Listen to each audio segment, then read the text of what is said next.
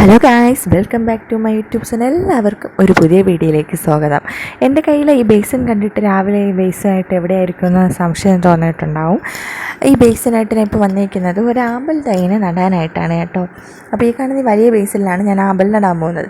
അതിനു മുമ്പ് എൻ്റെ താമരയിൽ മുട്ട് വന്നിട്ടുണ്ട്. പിന്നെ ഇത് മഴ കാരണം എൻ്റെ പഴയ ആമ്പലെല്ലാം നശിച്ചു പോയി. അതൊക്കെ ഒന്ന് നേരെയാക്കണം. ഇത് നീല കളർ ആമ്പലാണ് ഞാനിപ്പോൾ നടാൻ പോകുന്നത്. അപ്പം ഇതാണ് ഞാനിപ്പോൾ നടാൻ വേണ്ടി എടുത്തിട്ടുള്ള നമ്മുടെ ആമ്പൽ. ഇത് എങ്ങനെയാണ് ഞാൻ ഈ പോട്ടിലോട്ടാക്കിയതെന്ന് വെച്ചാൽ, നമ്മുടെ സാധാരണ മറ്റ് ചെടികൾ നടും പോലെ തന്നെയാണ് നടുന്നത്. ആദ്യം നമ്മുടെ ഒരു ചെടിച്ചട്ടി എടുത്തിട്ട്, ഇതിൽ ഹോളില്ലാത്ത ചെടിച്ചട്ടിയാണ് കേട്ടോ എടുത്തിട്ടുള്ള ചെടിച്ചട്ടി എടുത്തിട്ട്, അതിൻ്റെ അടിയിലാണെങ്കിൽ കുറച്ച് ചെറിയ ചെറിയ കല്ലുകളിട്ടിട്ട് അതിൻ്റെ പുറത്ത് ചകിരിച്ചോറ് വെച്ചിട്ടുണ്ട്. നമ്മൾ ചകിരിച്ചോറൊക്കെ വെച്ചതിൻ്റെ മുകളിൽ കുറച്ച് വളമൊക്കെ ഇട്ടിട്ട് അതിൻ്റെ പുറത്ത് മണ്ണിട്ട് പിന്നെയും കുറച്ച് ചകിരിച്ചോറും മണ്ണും ചാണകപ്പൊടിയും ഒക്കെ മിക്സ് ചെയ്തതാക്കിയ മണ്ണാണ് എടുത്തിട്ടുള്ളത്. അതിൻ്റെ പുറത്ത് അതിലാണ് ഞാൻ നമ്മുടെ ആമ്പലിൻ്റെ തൈനെടുത്ത് നട്ടിട്ടുള്ളത്. അതിനെയാണ് ഞാൻ ഇപ്പോൾ ഈ ബേസിനിലോട്ട് എടുത്തിട്ട് വെച്ചിട്ടുള്ളത്.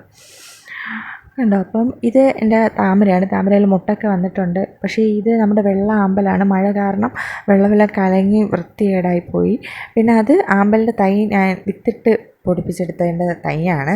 അതും മഴ കാരണം ഇപ്പോൾ നേരെ വളർന്നെല്ലാം ഒരു അലങ്കോലമായ രീതിയിലാണ്. എന്താണ്, മഴയത്താണ് ഇങ്ങനെ ആയിപ്പോയത്.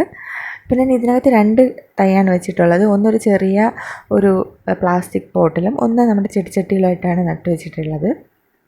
അപ്പോൾ ഇതിൻ്റെ അപ്ഡേറ്റ്സ് എന്തൊക്കെയാണെന്നുള്ളത് ഞാൻ വരും വീഡിയോയിൽ ഇടുന്നതായിരിക്കും. അപ്പോൾ എല്ലാവർക്കും താങ്ക് യു ഫോർ വാച്ചിങ്.